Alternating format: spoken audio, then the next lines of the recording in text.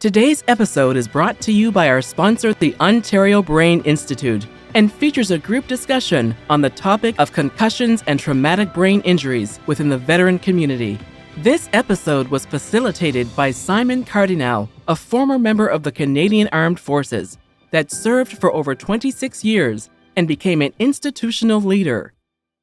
Welcome, everyone. I'm Simon Kardynal, the host of Trench Leadership, a podcast from the front, a leadership-themed podcast designed to help emerging leaders across all professions as we lead from the front. But this is not why I'm here today. Today, we are gathered to talk about brain injuries and trauma in the veteran community.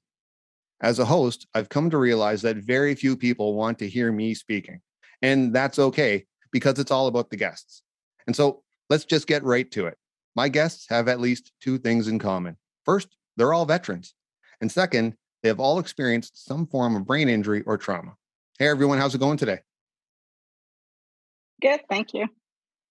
Yeah, it's a real pleasure to have everyone here. Listen, before we get into this, what I'd like to do is maybe we can do a quick introduction of each person just to get to know each other a bit, and then we'll bash on. May, I'd like to start with you. Okay. My name is May Michoun. I'm a retired veteran. I retired as captain PA from the military, but I was only a captain for maybe a month before retiring.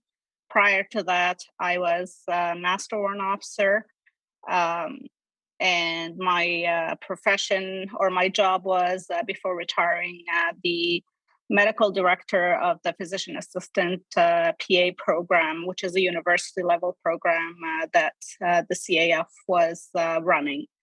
And before that, before I became a PA in 2009, I was a medical technician with the Canadian Forces, and I was member of the Royal Canadian Regiment, 3RCR in Petawawa for a few years, and I've done numerous missions, and I was also a member of the two-field ambulance, which was a lot of it was combat missions. When I became a PA, I served both in North Bay, in Trenton with the Special Forces, and then I got posted to Borden. And I think that's all I have. Great. Thank you very much for that. Ryan Carey, you're up next. Yeah, thanks, Simon. I came to the military late in life. I was lucky enough.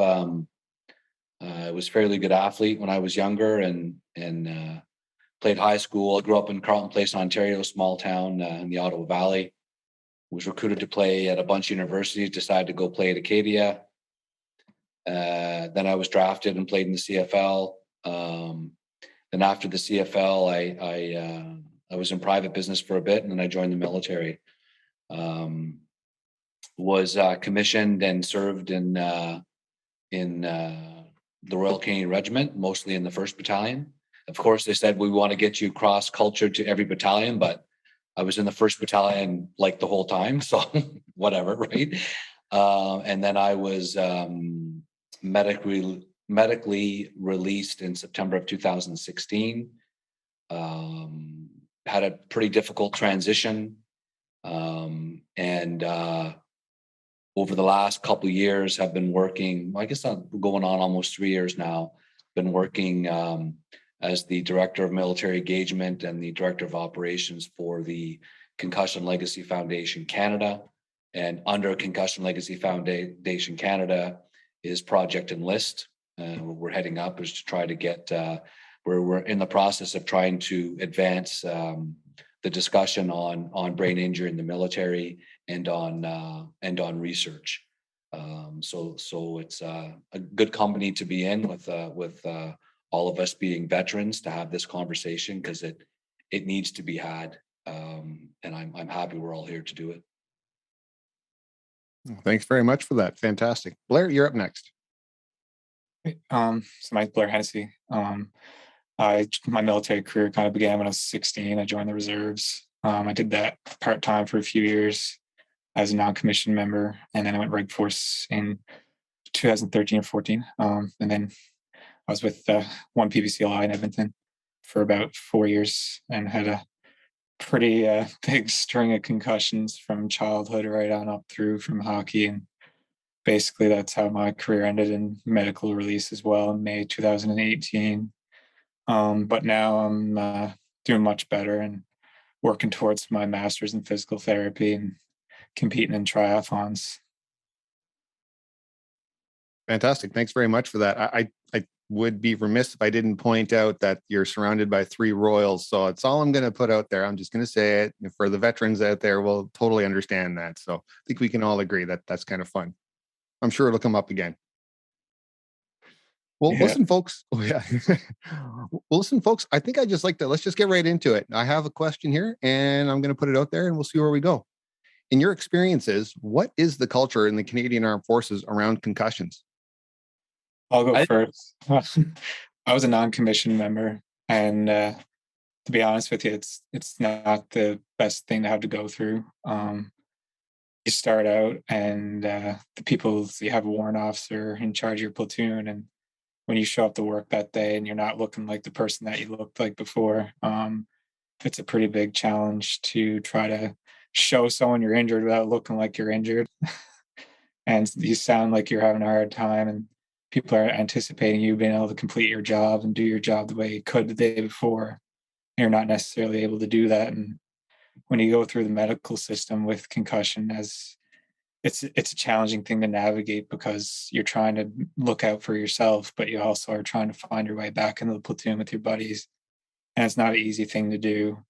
And even just as someone going into physical therapy now, I think there's a lot of convoluted experiences going on for people experiencing concussion going into the MIR. And I think that's something that needs to either has been changed since I was released or something that needs to be worked on in the future, because what I went through was a pretty rough experience with how I was medically managed. And had I been medically managed appropriately, there's a chance I'd probably still be serving. And while I've moved on from that, it's something that other people may not have to deal with if it can be sorted out appropriately in the future. Can I step in and add to that? So I did not understand what someone like Blair goes through until I became ill and was being released as a result of numerous issues, or I didn't realize the struggle. Just a reminder, like I said, I'm a physician assistant. I was a medical technician for many years, and I always thought the military has the best medical systems. And ironically, I taught the lecture to the physician assistant course in 2015, I believe, and concussion was just a small little blurb as compared to the rest of the neurotrauma that at least PAs were looking into. I didn't realize the scope and the challenges that members go through until I started to struggle just like Blair. And I was a master warrant officer, physician assistant, that I knew the medical system inside out. I knew fairly as a master warrant officer. I knew my administrations. I knew all the different procedures. And I struggled till I released. It was an awful experience releasing, actually.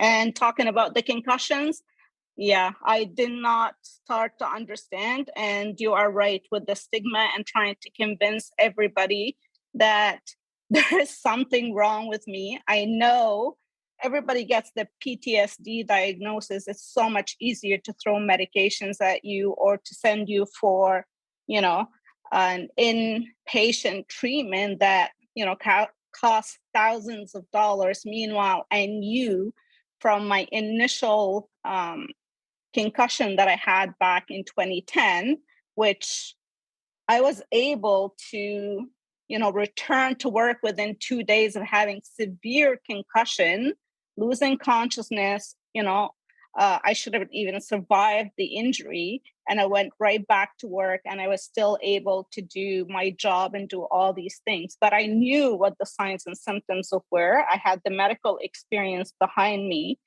And it was a struggle to convince medical personnel that you're not faking it. I struggled to even, try to convince people that, something that probably would have got Blair into a trouble.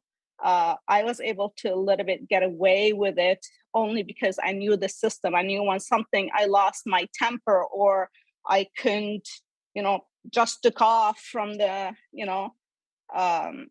when I was with the transition unit, I knew to send an email the next day to say, listen, like I had no control over that. So I can imagine for a non-medical professional to go through concussion. And I am right now in 2021. I was released in April, but yet in March, I released in 2010, but last year in 2021, I was helping another female member get through the transition because it was horrible. And only now after releasing, she's starting to receive the help that she needs. And that's why I'm so glad that we're having this conversation, because it needs to be had and the system needs to change. I have a question about that, May, but first I'd like to hear what Ryan has to say about this, and then I'll come back to that if that's okay. Okay. Well, I certainly echo what Blair and May are saying. I mean, my experience, with head injury in the military was, pugil stick fighting. You get whacked pretty hard in the head. You see some stars. Well, everyone just calls it a ringer, and you keep going.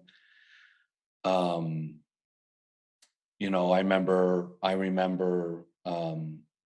being in Afghanistan and getting too far ahead of the second wheel on a lav and almost getting my head torn off when the lav started shooting at the bad dudes we were fighting. And so I think we miss a lot of, and of course I didn't tell anyone. You just keep going, right? There's no blue tents on the battlefield and in training, Blair hit on it. There's this peer pressure, which is good. The peer pressure is good. But when it's not good, when someone is not identifying with your injuries. And so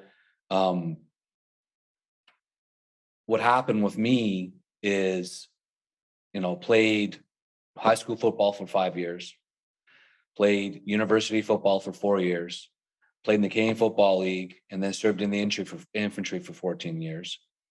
And not one person during the whole time that I was seeking treatment, like May said, I was diagnosed right away with PTSD.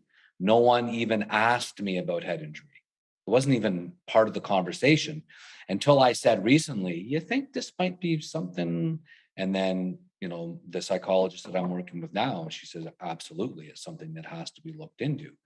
But if you look at that whole transition period, it was just they're asking me to do things and my brain was damaged. I mean, yes, your brain gets damaged through, not only through head injury, because I call it the rubbernecking effect, right? It's like, well, they were in Afghanistan, so it must be what they saw in Afghanistan. Okay, sure. Yes, I have trauma from Afghanistan, but I'm going to tell you right now, I've worked through that very well. I've dealt with a lot of that. It doesn't keep me up at night. It doesn't, but I'm still having these side effects of, these depressive days, and we can get into talking about how to mitigate that. But when you're trying to work within a system, you're injured, so you can't, and the people that you're working with aren't identifying with your injuries. And then there was a lot of, in my experience, there's a lot of patient blaming. You get into this, well, you're not doing what and I'm like, well, no, because there's 6 medications you want me on. They're not working.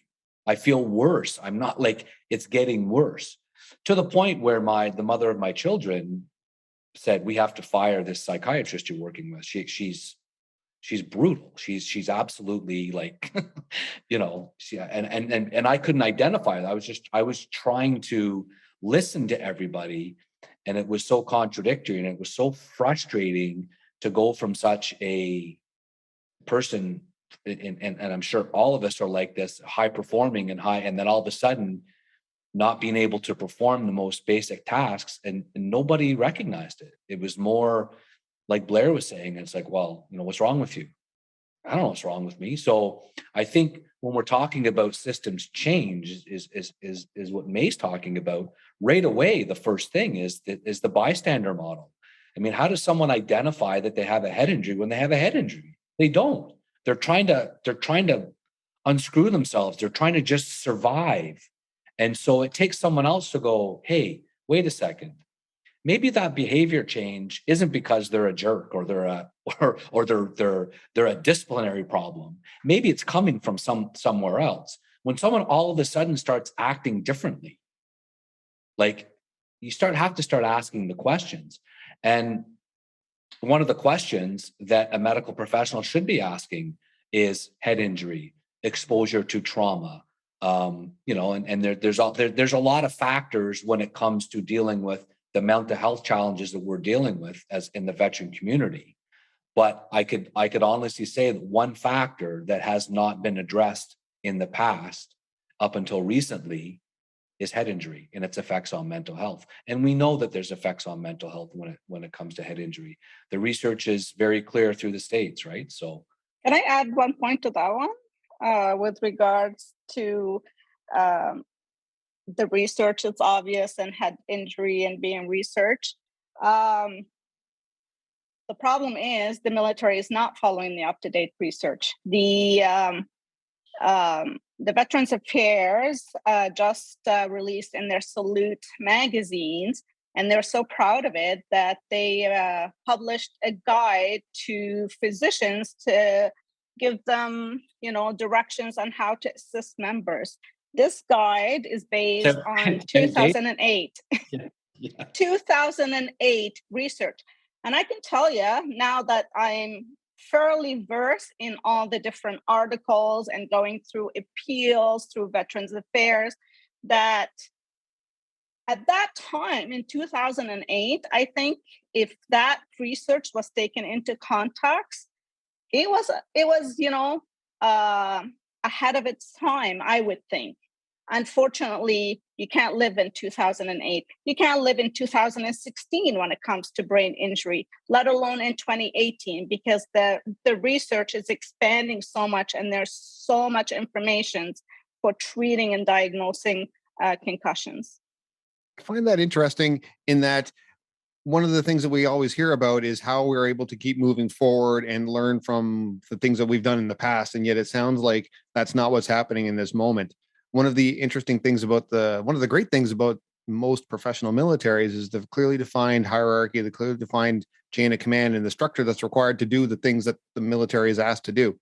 The problem with that, or the challenge is maybe a better way to put it, would be that's also the very same thing that makes it very hard for military members willing to speak up. If a medical professional or someone that's in a higher rank says, no, there's nothing wrong with you, it's very difficult for us to speak up for and advocate for ourselves because we're trained to shut the hell up and push forward.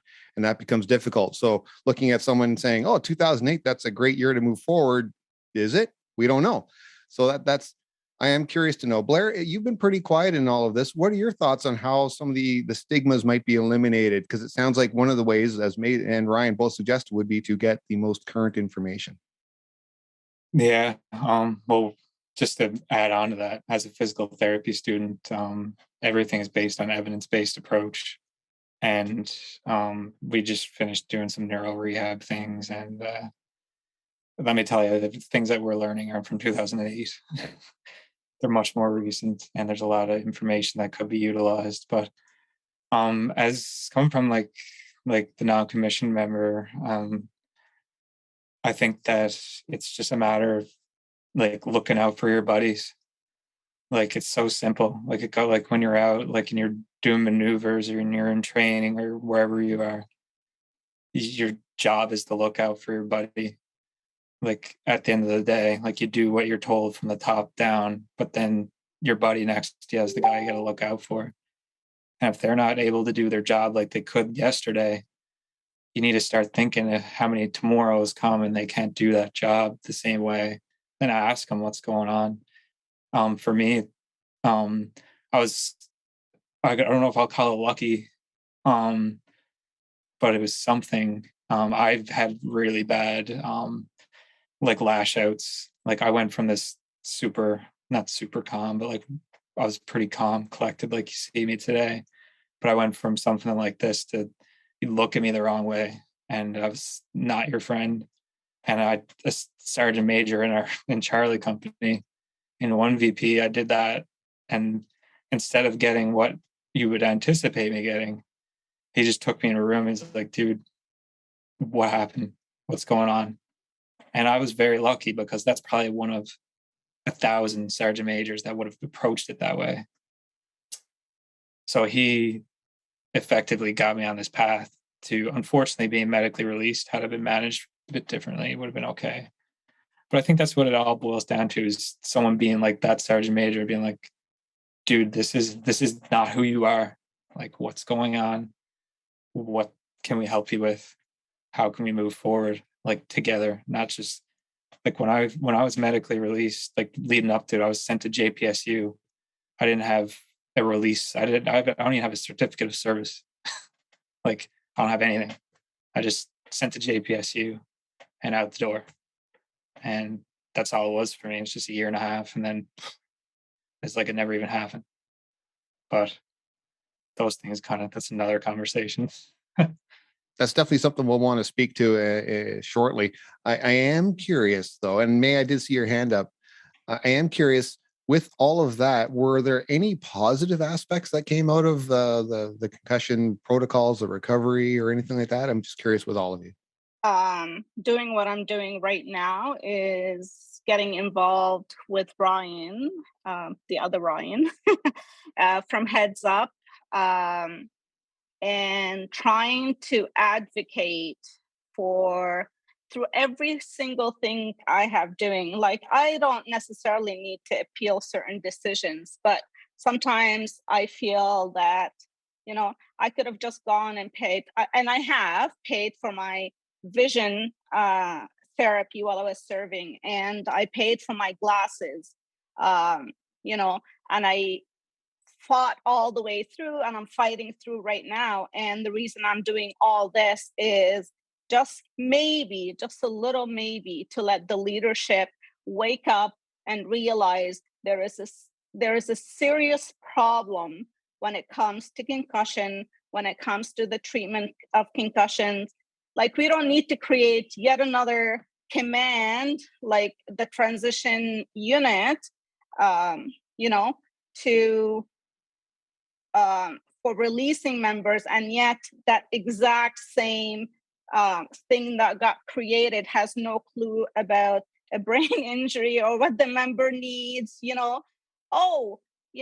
had so many ombudsman's report. We have so many things that is out there regarding what the members, seriously ill and injured members, need to get released. Like, yes, return to work is absolutely good idea for certain individuals that have been properly treated and identified and are able and capable of working. But to ask me, while I couldn't even think, I couldn't even formulate my thoughts, and I was fighting to even, get a referral to a properly trained multidisciplinary team, I got asked by the medical-based surgeon, don't you want to work? Don't you want to go back to work? It's like, honestly, let me think about it. Well, let me see. Yeah. Why don't I want to work and release and be working as a physician assistant? Because it's my life dreams. Sorry. I just get passionate about this stuff. There is nothing to apologize for. The passion is part of the fire that's important, and it's part of the way that things will change. People staying calm and collected more often than not will background stuff, but it's that fire that drives people, that drives societal change, and that matters. Blair, I see your hands up, and then Ryan, I'd like to know what your thoughts on this. So that was the positive after all this, That's that good. I can fight That's good. That's a win. I'm happy to hear there's something there. Blair, I do see your hand is up, so you're up next. And then Ryan, I'd like your thoughts on all of this. I'll say that like the positive for me is much like what May mentioned, is the advocacy thing that I've kind of picked up along the way, and just being able to share not only my experiences, but like other people's experiences and working and finding common themes. And like the whole experience I went through really lit a fire under my ass to do what I'm doing in school right now. So I know I'm one person, I'm not going to make that much of a dent, but as a physio who can actually treat concussion, like differentiate it from someone experiencing PTSD or someone who's just like, who might be experiencing a neck injury, even just being able to tell someone where to go, because that's oftentimes all anyone really needs is to get to the right person. In the military, sometimes you get sent right to a psychiatrist, and messing with brain chemistry before you've tried other health professionals, like a physical therapist, occupational therapist, things like that. It's just, I think it's important for me to be on this journey now to try to help in that realm, I think. And that's the thing. It's one, you had mentioned earlier, you're one person, but it starts with one person, and then it's 2 and 4 and 8. And then societal change happens. Might not happen as quickly as we would like to see, or it needs to happen, but it has to start with people brave enough to step up and do their part to be able to do that. So don't think that you're not making an influence. You truly are. Ryan, I'd like to know what your thoughts on all of this are. Well, I think it's important that, there's the education piece when it comes to concussion. I think a lot of people think that to get a concussion, you have to be knocked out cold. And that's not the case. Call them micro traumas, call them MTBIs. There's different words. I'm not a doctor or a scientist, but those micro traumas add up. And when you see young football players in the States start hitting at 9 years old, and they commit suicide at 20, and you look at their brains, and they're full of CTE. That's saying something. It's these repeated blows over time. And so if you haven't identified that, if you don't understand that, then how are you supposed to identify it in a soldier? It's very possible that a soldier could jump out of a plane on Monday, have a hard landing, see stars, which is a brain injury, like call it what it is. The next day, head out on the range and fire 10 or 15 rounds out of the 84. Blair can tell a story about that, right? Get your brain shook with that. Maybe on the next day you're on a range, and you're bouncing around on the back of the lab, hitting your head off of the top, which we've all done that. And then maybe you finish off the week with some pugil stick fighting. Well, then Monday you come back and this person's acting like, well, what's wrong with this? So we have to first identify that. And so there's that top down, bottom up. I'm pretty sure. And I'm confident that if the right information is given to the soldiers, if the right information, they're going to implement it, because like you said, there's a fire team partner mentality. But if that information isn't coming from, it's like I said, that's that top down, bottoms up approach. If it's not coming from the medical side, then so it needs to happen. It needs to happen from the top. The conversation needs to change. Blair was saying, the amount of medical professionals that I saw, psychiatrists, psychologists, medical doctors, not one of them weren't even thinking about head injury. So what's a positive that can come out of this? A positive that can come out of this is anybody that's presenting themselves with a mental health challenge, you should do a diagnostic and say, hey, where are we here? Before you release someone. I was released ill, and it destroyed my family. I was released sick. And if you are taking someone that's not recovering, that's not doing well, stop victim blaming, stop patient blaming, and maybe look yourself and say, okay, what are we missing here? Is there something we're missing? Is there a more global approach to this than just rubbernecking on the fact that this person served and saw some traumatic things? Sometimes it's pretty straightforward, the head injury, other times it's hidden.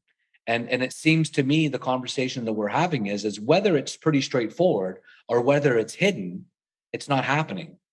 Like I didn't present with head injury because I didn't think anything of it and nobody asked me about it. But Blair and May had head injury and they said, look, I have head injury here. And still nobody was identifying with that.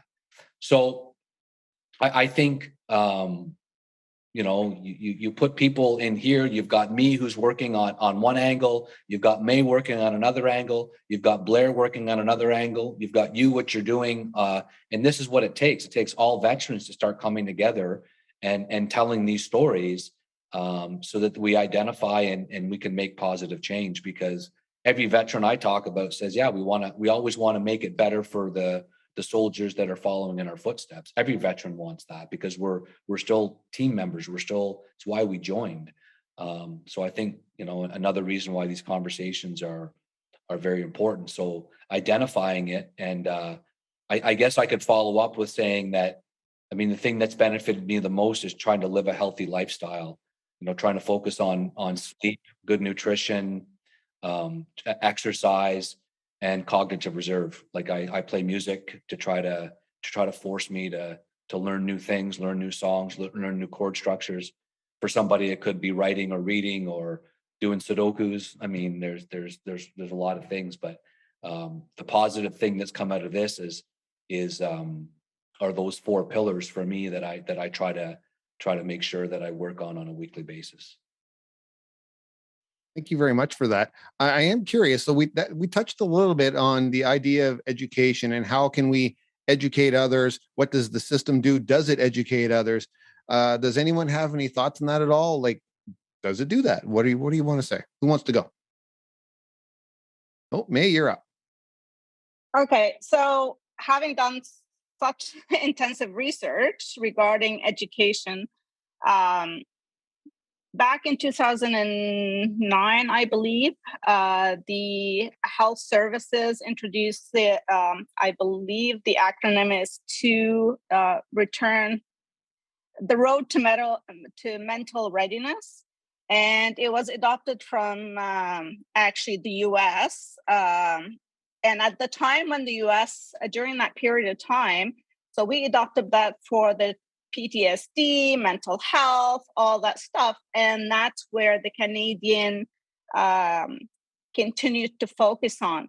Unfortunately, we did not take the whole picture because as part of the US in 2008, they started, in addition to the mental health issues, they began population screening for and keeping statistics of brain injury, how many suicidal, how many people are being, and the research is vast and it's out there.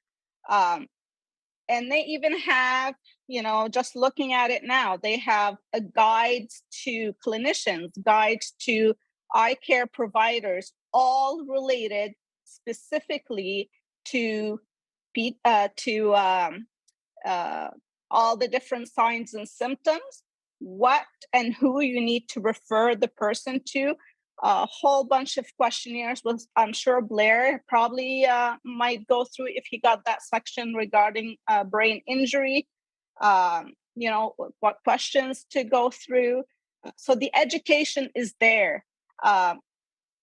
The MACE, I know we love acronyms in the military, which I don't remember what it is right now, but they have the guides for the families. They have a guides for leaders, what to follow and how to screen in the battlefield for concussions, what questions to ask. And they have exactly the same thing for, when the person returns. They kept statistics. Okay, well, we saw this person, and now, they're having all these symptoms and they're all interrelated, but, it's not quite PTSD, because PTSD, you don't necessarily have the photophobia, which is like, it's so, bright outside because you can't stand. I don't go out to the malls, not because I'm trying to avoid it per se, because, PTSD symptoms, no, because it's loud, and something as simple as having musician earplugs. And I had to fight to even get those paid for, because under the spectrum of care for the health services, it's considered, it's not approved because they're called musician earplugs. Meanwhile, those one of the things that help me cope. So education is there. It's just leadership and policy of health services that need to, actually it comes from the CDS, I would say. It's the policy and directions from the CDS that need to direct health services, which can filter down into, the rest of the medical system, and then, the soldier up on the front. Precedents, all you have to do is look at what happened to PTSD, and when did we finally start getting people looked after for PTSD and getting the stuff diagnosed. Thank you very much for that. The trick with all of that is there's so many things, and you're right, it has to start at the top. I think part of it too is that message has to actually get to the top, and that's a very big challenge. Exactly. Blair, I see that your hand is up. Yeah, and I agree with what May was saying. And I also I have the bottom perspective. But when I was 16, until I got medically released, I didn't know anything that wasn't what the person in charge of me was saying. And if what they were saying was wrong, I didn't know it. So for me, one thing that I think that I would love to see implemented is in sports, which, let's face it, if you're most combat arms, you're an athlete in order to be there. Like, you're not like most people, at least, but like, you're doing PT every day. You're doing very hard training. Cognitively, you need to be sharp. These are all assets that athletes have. And all athletes do prehab. Prehab is doing work on yourself so you don't get injured. And I think that when it comes to concussion, and I'm biased again on the physical therapy front, but our job as physical therapists is to educate you and help you move forward with concussion. So while I'm not a physical therapist yet, I will be. But I think there's a big key educational role that a physical therapist can play with concussion education alongside of certain sessions in a week for PT, because PT is being led by a guy who could be like a rock star athlete, or they could just be there because they're delegated that day and they don't have any PT experience, and that's just how it is. But if you have a physical therapist come in even once every 2 weeks and drive you through some prehab for your knees, back, ankles, everything, and then just start talking about concussions, then your privates, your corporals, like I was, know the master corporal that could have been running PT. He's going to know more about it. And the officers are probably going to be more likely to come do PT with the troops if there's a physical therapist there that understands it, so they can learn and hone their skills. So I think that's something simple. And I know that for myself, the people I know, you probably wouldn't even have to pay the physical therapist to be there. They would probably just love to be there and just provide that education to make that little bit of a difference. The Ontario Brain Institute is a provincially funded non-for-profit organization that accelerates discovery and innovation, benefiting both patients and the economy. Their vision is to make Ontario a world leader in brain research, commercialization, and care. And they aim to achieve this through a collaborative team science approach between researchers, clinicians, patients, and advocates to help deliver innovative products and services that improve the lives of those living with brain disorders. You can learn more about their work by visiting www.braininstitute.ca. It's interesting to bring people in. I remember my time in the infantry, the odd, very rare time we saw someone that was outside of the company lines. They were always excited to get involved and see what we did. And I remember one time, one of the medics came out with us and they were like, what what are you guys doing? And it happened to be all guys in the group. Keep in mind, this is still the early 90s. And what are you guys doing? And we were running through swamp in our sneakers. And I happened to be that I stepped in between two rocks and my whole body, except my foot, moved 90 degrees to the right and snapped my ankle. The medic's like, holy crap, that's not good. Make sure you get that looked at. I go to the doctor and the doctor's like, well, Corporal Kardynal, the problem is clearly not that you stepped in between two rocks and broke your ankle. The problem is that you're obese and your ankle could not sustain your weight. I weighed 197 pounds and I'm 5'11". So obese, probably not. And while not concussion related, I think that's part of the system there, is that it was always tended to be easier to avoid what the actual problems might have been, to not look at whatever the problem might have been. And I'm curious to know with that, is that still there? Are those types of blinders on the medical system to avoid actually having to deal with what it means to be with those concussions? Ryan, I'd like your thought on this first. Well, I don't know. I'm not in the medical system. I can't speak for them right now.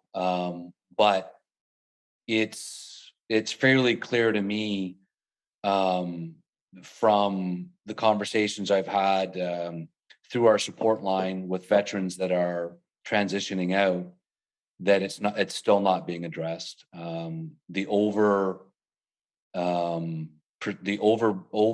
prescription of pharmaceutical medications is rampant. It's it just seems like if things don't work, they just keep adding medications. And so the last gentleman I spoke to, he got in touch with us because he was a sniper and was asking about, he had brought the information forward about head injury. And I don't know what position he's in. I don't know the story. I'm just saying, he said it wasn't really accepted. So, I mean, I think we're back to that, and it's about like May said. I mean, it is a top-down organization, right? It has to, certainly there's a bottoms-up approach to it, but it has to come from the top. And I'm confident that it will. It's unfortunate that it's taken this long. But I'm confident within this year there's going to be positive changes made. If I can add to it, it has to be top down, because the entire military system is based on what directions, including the healthcare that is provided to soldiers, and what's covered under the spectrum of care, or what health services can and cannot cover.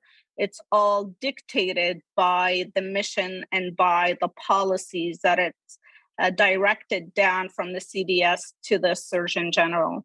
And just sorry, yeah. Man.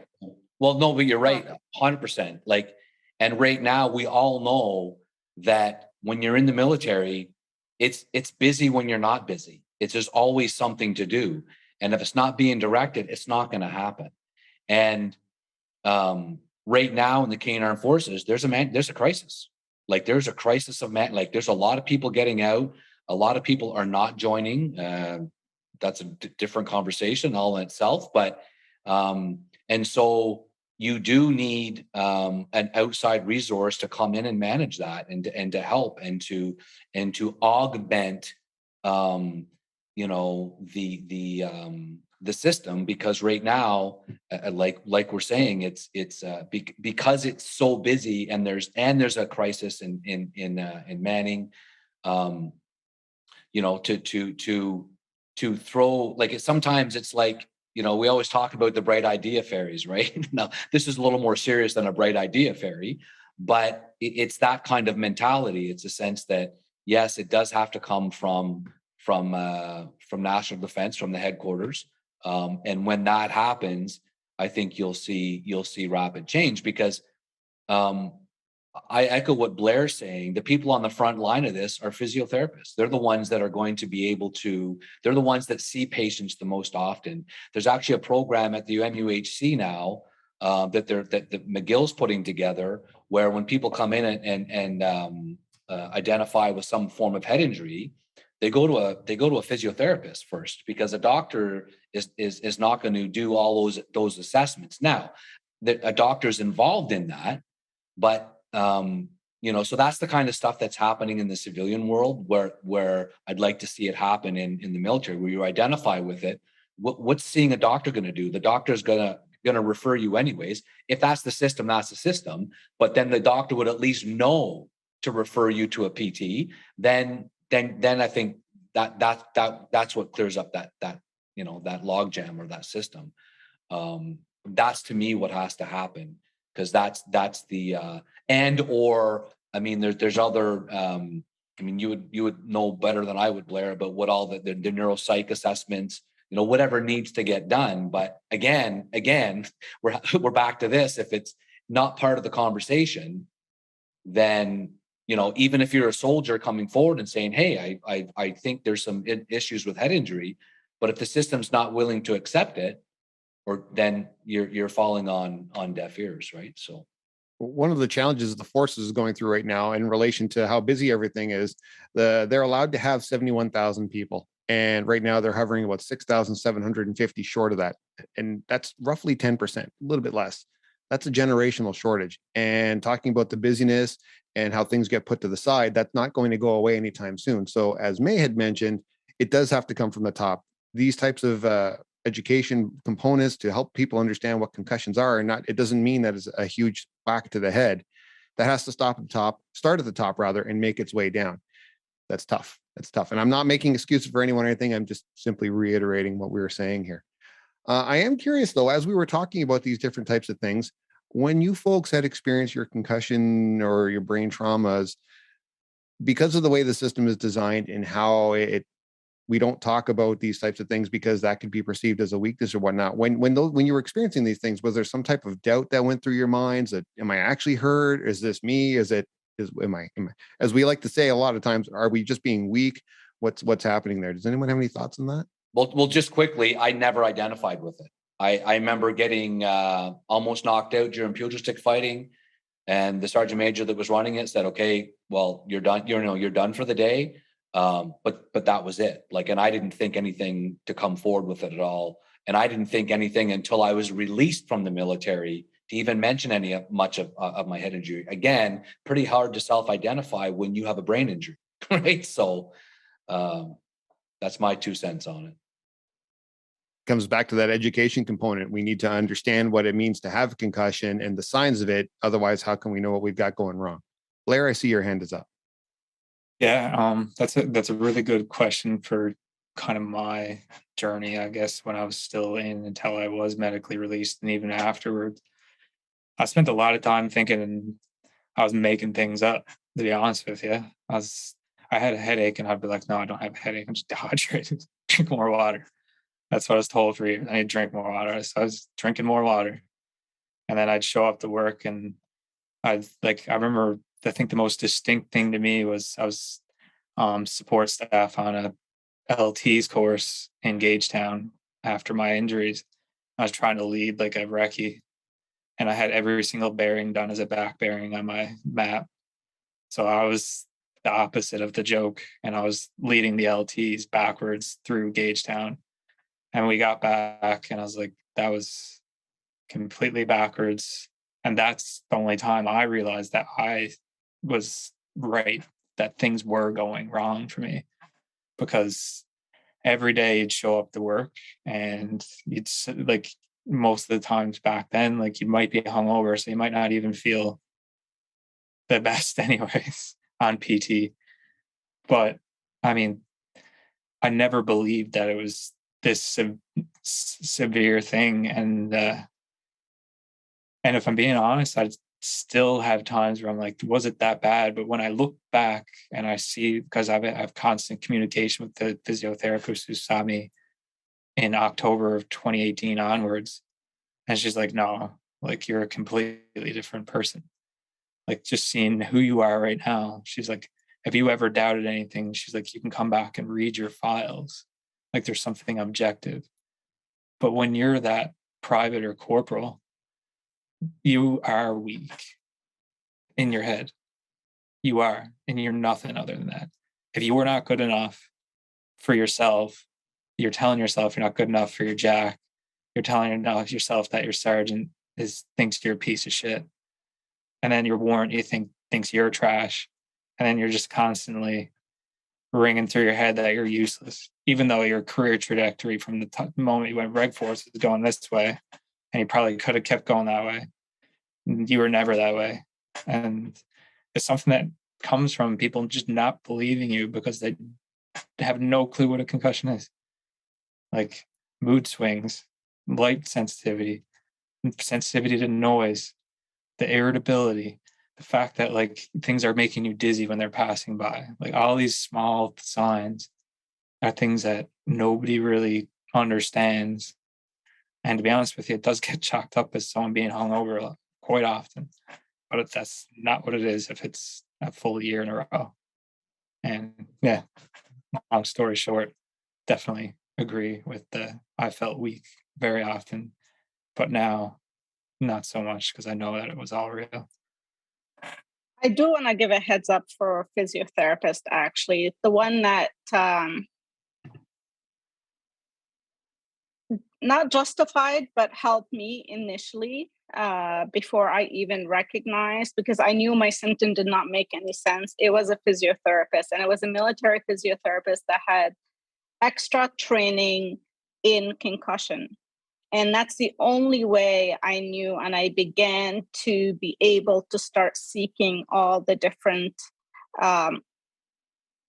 therapies and help that I needed. But even then, it was struggle to even get approval for these things, to see an OT, because health services doesn't cover therapy. They only cover treatment.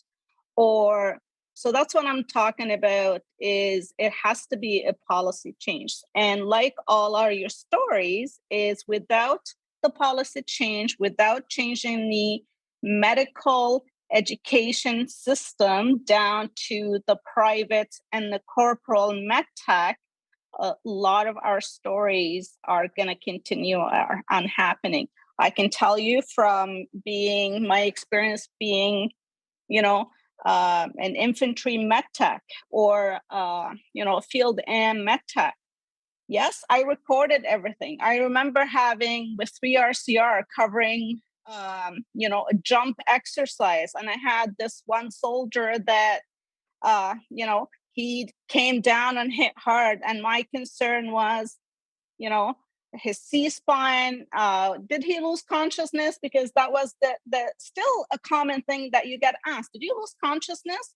Well, because if you didn't lose consciousness, then there's no way you could have had, brain injury. So if the medtech themselves are not recording or don't know what kind of information they need to be recording or what kind of questions they need to be asking, because that's not part of the policy to educate the medtechs, then many soldiers will be missed. Many soldiers will be, when it comes time down and you're being released, for something or another, but you still can't manage your finances. Nothing is making sense. And all of a sudden you're thrown out after the 2 years of the rehab or return to work are done once you're with Veterans Affairs.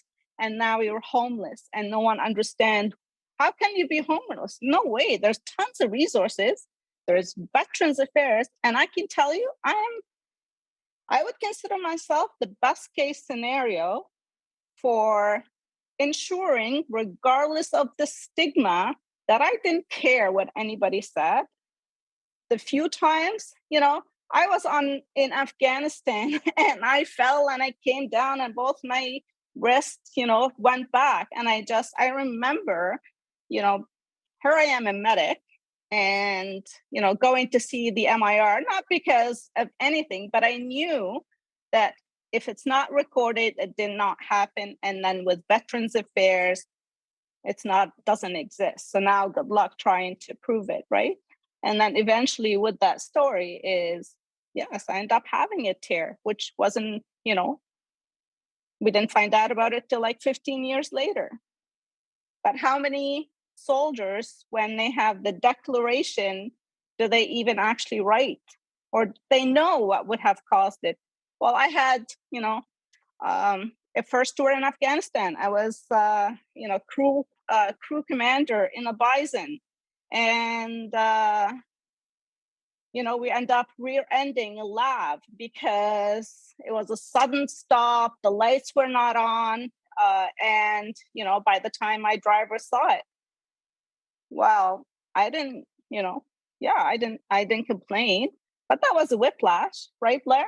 That could have easily have caused, I still have neck pain for the longest time, but I never really associated because, as you know, part of the brain injury, I don't remember a lot of stuff. So yes, it has to be policy top down, and it has to be a change and has to be recorded.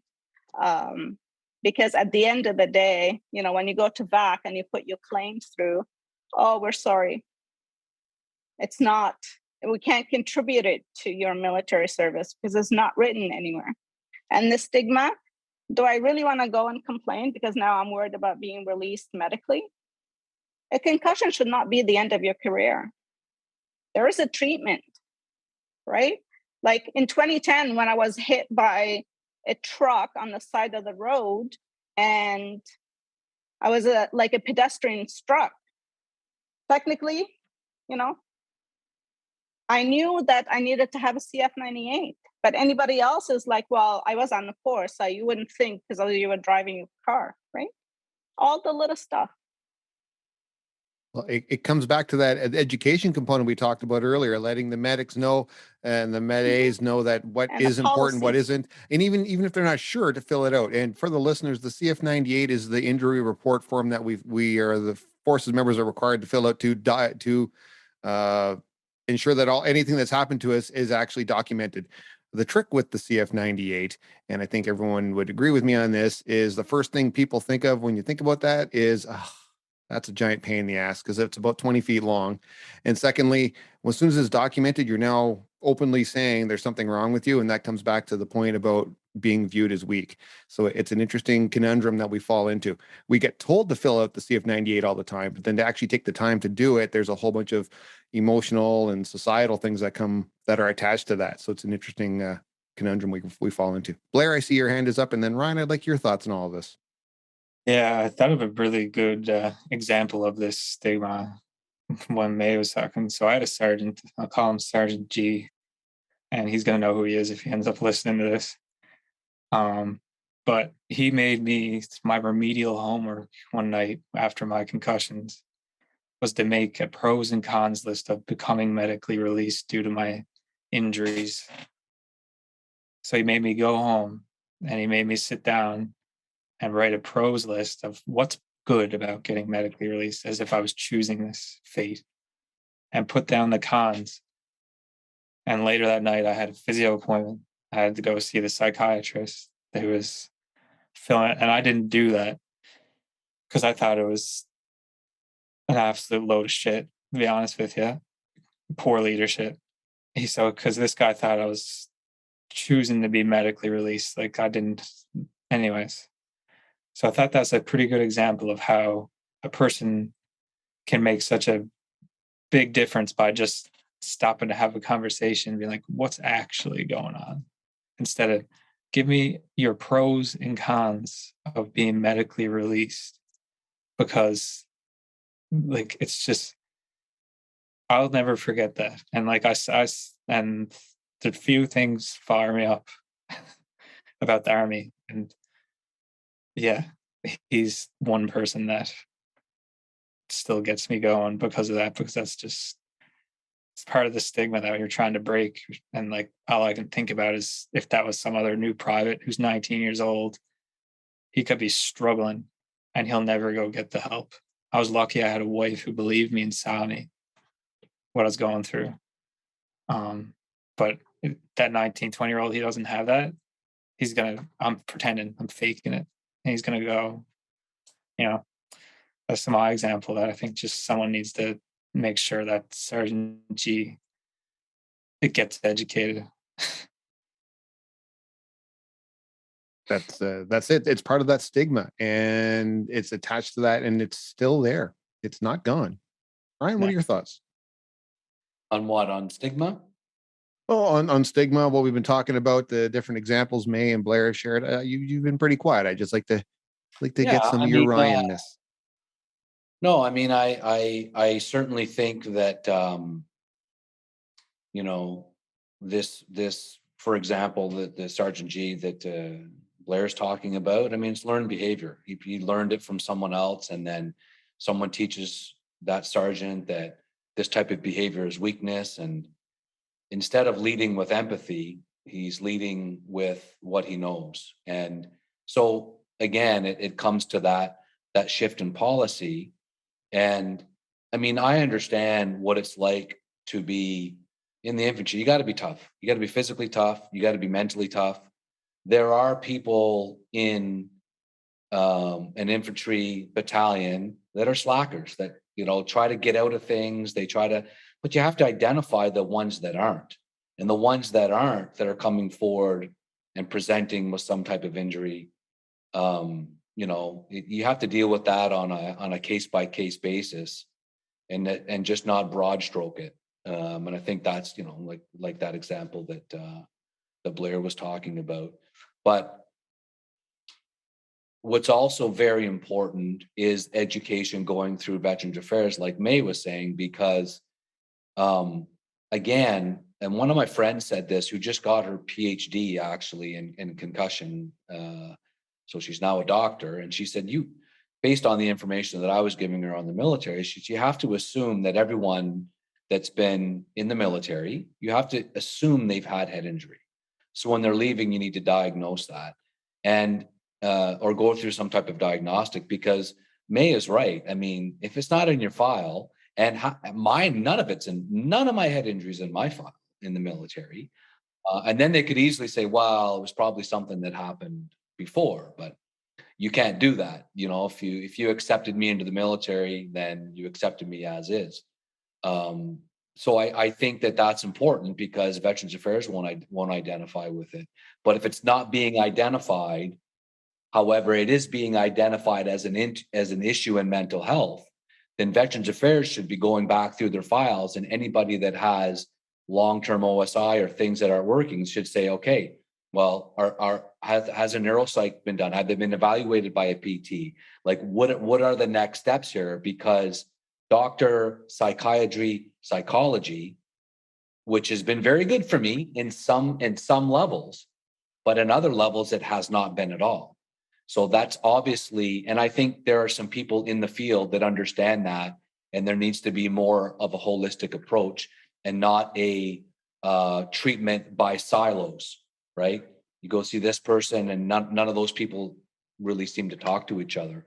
So I think all of that is coming down to the same points, right? There needs to be education.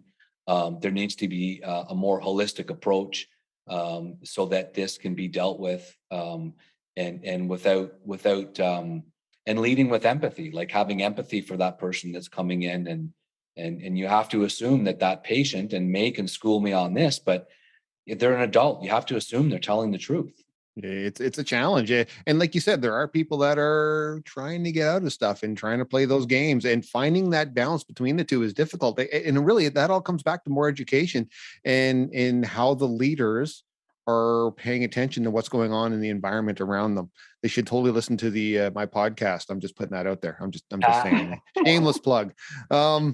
So folks, this has been fantastic. I saw you put your hand up really quickly. So this is what I'd like to offer. I'd like to offer that we start rolling into the final thoughts from each of you. So May, I'll start with you. You can tell us what your thought, and then we'll do Blair and then Ryan.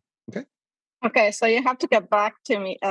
Come back to me, because I'm at that past the points where my brain is not functioning as well anymore. So it's just going to take me a couple more minutes. So maybe you can ask someone else. Sorry. Absolutely. Blair, then I'm gonna come at you. How's that sound? I think for final thoughts, one of the most important things you had to remember at the end of the day is, like, there's only one of those up there. Like, at the end of the day, that's it. The bottom line, you have one brain. Like, neurons have the capacity to do some pretty amazing things after you've experienced injuries, but at the end, you only have one whole brain, one whole spinal cord. And if you're not looking out for yourself, no matter how tough it is, if you think there's something going on, don't let anyone stop you from getting the help you need. Because while the help I needed was down the road and I couldn't get it when I was in the military due to the red tape, the minute I got out, I found someone who helped me, and I'm here now, and I'm doing things now that I would never have done had I not experienced the concussions and head injury that I did have. So just keep on the road and make sure that it's you that you're looking out for, because as nice as it is to wear that Canada flag, you as the private or a corporal, like, you got to look out for you because no one else is going to. I can't say that enough times in this. Like, you got to be your own best advocate. And if you aren't, you're going to have some lifelong situations you're going to have to deal with in the future. So it might not look pretty and it's going to be hard and people might not believe you, but you can come out on the other end of it a better person and hopefully make the positive change that you didn't have to, that you had to deal with negatively in that time. Great. Thank you very much for that. I really appreciate that. Ryan, your turn. Well, I'll just say that Project Enlist Canada, so projectenlist.ca, has a support line. That if any veterans out there are struggling with their mental health, or they think that and it's through head injury, it's an email. It's basically a patient navigation service, so they can contact the support line. And normally, if they're a veteran, they'll ask if they want to speak to another veteran, and they'll speak to me or another ambassador, and we'll help them along the way. So we've started that, and that's been quite successful, helping veterans navigate the mental health / head injury spectrum. And I would ask any veteran if they are interested in supporting Project Enlist to pledge their brain. Again, it's at projectenlist.ca. We do have a Facebook page, Project Enlist Canada. But by pledging your brain, you support the research that we're looking to try to get supported through CAMH. It doesn't mean that your brain's going to be autopsied, because there's a lot of hoops that have to be jumped through in order for that to happen. But basically, it means whether you're a civilian or you're a veteran, anyone who pledges, it shows that you're in support of the project. And there's plenty of information on the page on what the project is that we're doing. But a lot of the stuff we're doing is grassroots as well, like the stuff that Blair's talking about. Operation Brain Health is focused on the 4 pillars that we talked about earlier in the program.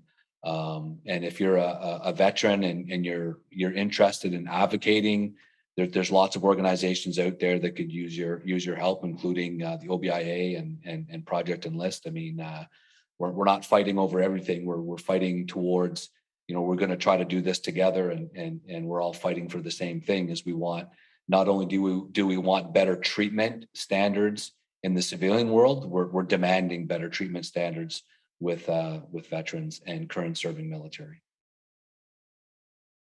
Thanks very much for that. I really appreciate that. And I'd like to point out, I have pledged my brain. That's all taken care of. So we denied your request, but it's fine anyways. Thank you. yeah. It's a huge head that I've got, but it's fine. It's just a lot of stuff floating around there. It's all good. May, it's your turn. What I'd like to finish on is a positive note. The Canadian forces were leaders in bringing attention to PTSD and mental health and OSI. The potential is still there. I think we need to be, the CF and Veterans Affairs Canada need to pursue that and be leaders when it comes to concussion, because many of the issues we're discussing is not just unique to the military. On the civilian side, you show up to the ER and, you have a concussion, or just go home and they do a little quick screen. And then after that, you don't know what's going on. So it's not just, it's education in the entire system. But let's be leaders again for the CF and educate not only the civilians, and then have these partnerships. And then finally, to those veterans that are struggling or going through the transition process, or they are struggling after getting out of the military, never, ever give up hope. Always have hope. Things will get better. You may not be the same person you used to be when you were in the military, but there's always a reason for something, and just maybe you're going to be a better version of the person you're meant to be. I'd like to thank our guests for being so brave by sharing their personal and professional experiences along with their expertise about concussions and traumatic brain injuries inside the veteran community. My favorite leadership coach, Margaret Wheatley, once said, "Very great change starts with very small conversations held among people who care." My friends, this episode has been one small conversation held among people who care. And our next episode will be another small conversation with a discussion involving the impacts of brain injury on family members, facilitated by Karen Gunn. Thanks for tuning in, and remember, leadership without passion limits the depth of your vision.